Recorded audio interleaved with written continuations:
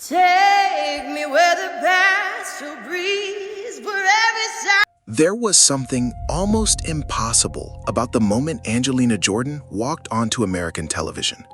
She was only 8 years old, yet everything about the setting suggested experience far beyond her age. Beside her stood Steve Conte, an established guitarist whose career included the legendary New York Dolls, Michael Monroe's band, and major musical projects. And the song was Fly Me to the Moon, a classic with decades of history behind it. On paper, the contrast was almost too obvious. An 8-year-old girl, a veteran rock guitarist, and one of the most recognizable standards in popular music history. But then Angelina started singing, and suddenly the balance of attention changed. The guitar created the atmosphere, but Angelina became the emotional center. She didn't need to shout. She didn't need to overpower the arrangement. She simply sang, and somehow that was enough to make millions of people stop and listen. This was Angelina Jordan on The View in 2014, but the story behind that moment actually began several years earlier.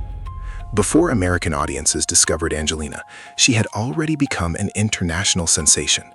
And it wasn't because she chose a modern pop hit. She chose Billie Holiday.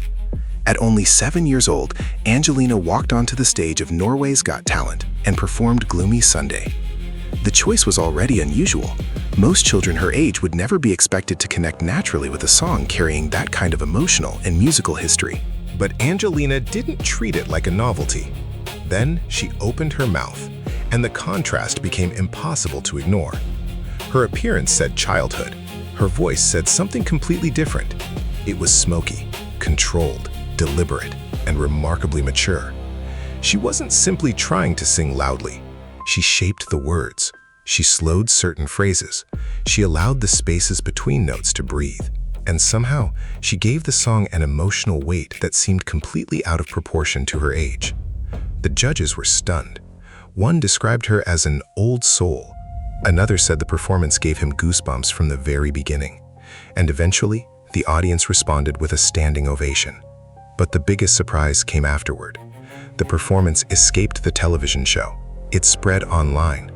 International media began reporting about the 7-year-old Norwegian singer who sounded nothing like a 7-year-old.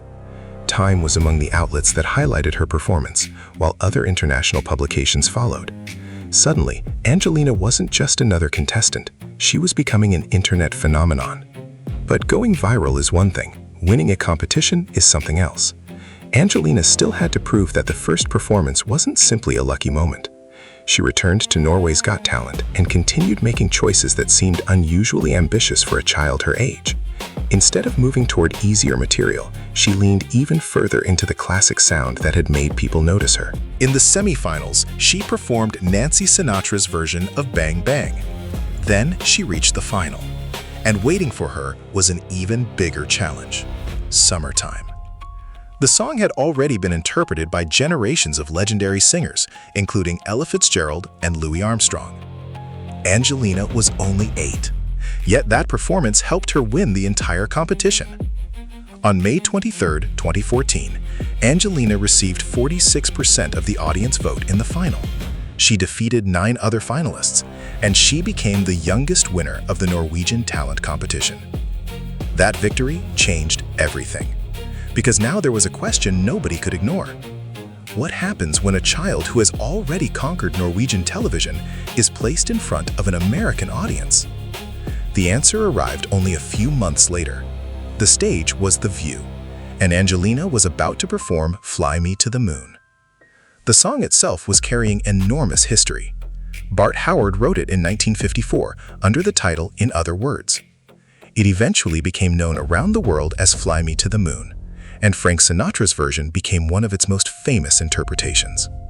So this wasn't some random song selected because it was easy. It was a piece with decades of musical history behind it. And then came another detail that made the performance even more fascinating. Standing beside Angelina was Steve Conte.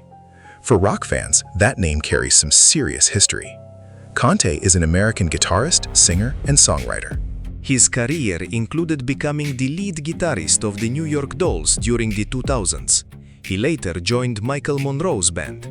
He also worked with composer Yoko Kanno and music connected to major anime productions.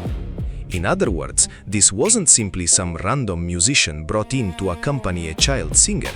This was an experienced professional with a substantial rock resume. And yet, watch the performance.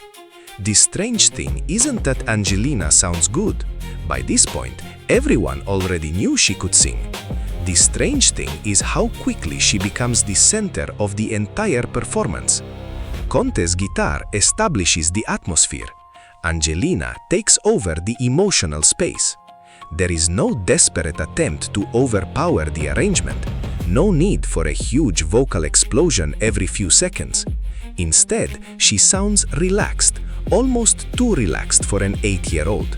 She leans into the melody, she stretches certain words, she allows the spaces between phrases to breathe, and that restraint is exactly what makes the performance work. This is where the word upstaged becomes interesting. Technically, Angelina and Steve Conte were never competing. There was no contest between them. Conte wasn't trying to outshine her, and Angelina wasn't trying to defeat him. So when the title says she officially upstaged a rock legend, that phrase should be understood as dramatic storytelling rather than an official result. There was no competition, there was no score. There was no judge declaring Angelina the winner over Steve Conte. But if upstaged means that one performer unexpectedly became the person everyone remembered most, then the description makes sense. Because the visual contrast was almost impossible to ignore. An 8-year-old girl, a veteran rock guitarist, a classic jazz standard, and a voice that sounded as though it belonged to someone who had already lived through several decades of music. That contrast became Angelina's secret weapon. It wasn't just her vocal ability, it was the surprise. Before she sang, viewers saw a child. After she sang, they heard an artist. And that transformation happened in seconds. The performance also demonstrated something important about Angelina's musical identity. Her official biography notes that her passion for music began extremely young after discovering Whitney Houston, while Billie Holiday and Dinah Washington became major influences. That helps explain why her performances felt so unusual. She wasn't simply copying older singers. She wasn't choosing classic songs just to make herself sound older. She genuinely gravitated toward that musical world. Even before becoming famous, she had already spent years listening to and studying older singers. So when she performed Fly Me to the Moon, the style didn't feel completely foreign to her. It sounded like the musical world she had chosen for herself. And that's why the Steve Conte connection becomes so fascinating. You have an experienced rock musician on one side of the frame, and an 8-year-old singer with an unusually strong connection to jazz on the other. Different generations, different musical backgrounds, different career experiences. Yet for those few minutes, they fit together perfectly. And the audience didn't need to know Angelina's entire backstory to understand that something unusual was happening. They could simply hear it. The story becomes even bigger when you realize what happened afterward. The View performance wasn't the end of Angelina's relationship with the song. Fly Me to the Moon became one of the recurring pieces associated with her career. She performed it on multiple television programs and later released her own versions. Then, in 2018, another legendary name entered the story: Quincy Jones. At a celebration of Jones's 85th birthday at London's O2 Arena, Angelina performed Fly Me to the Moon after being specially requested to sing the song. Think about that journey. A 7-year-old girl becomes a viral sensation after singing Billie Holiday. She wins Norway's Got Talent at 8. She appears on American television. She performs a Sinatra-associated standard alongside an experienced rock guitarist. And 7 years later, she performs that same song for Quincy Jones. Suddenly, the 2014 performance doesn't look like an isolated viral moment. It looks like an early chapter in a much bigger story. And perhaps that's the most surprising part. The real story isn't that an 8-year-old somehow defeated a rock legend. She didn't. There was no battle. There was no competition. The real story is that Angelina Jordan walked onto a major American television stage at an age when most children were still discovering what kind of music they liked, and she already had a recognizable artistic identity. She knew the kind of sound she wanted, she knew how to interpret it, and she had the confidence to stand beside an experienced professional without looking intimidated. That's rare. Very rare. And maybe that's why the performance still gets people talking more than a decade later. Because audiences have seen countless child prodigies. They've seen children sing difficult songs. They've seen adults become emotional during talent show auditions. But Angelina's story had something different. She didn't simply sound older than her age. She sounded like she understood the music. And that distinction matters. Talent can make someone impressive. Understanding can make someone unforgettable. So, did 8-year-old Angelina Jordan really upstage a rock legend?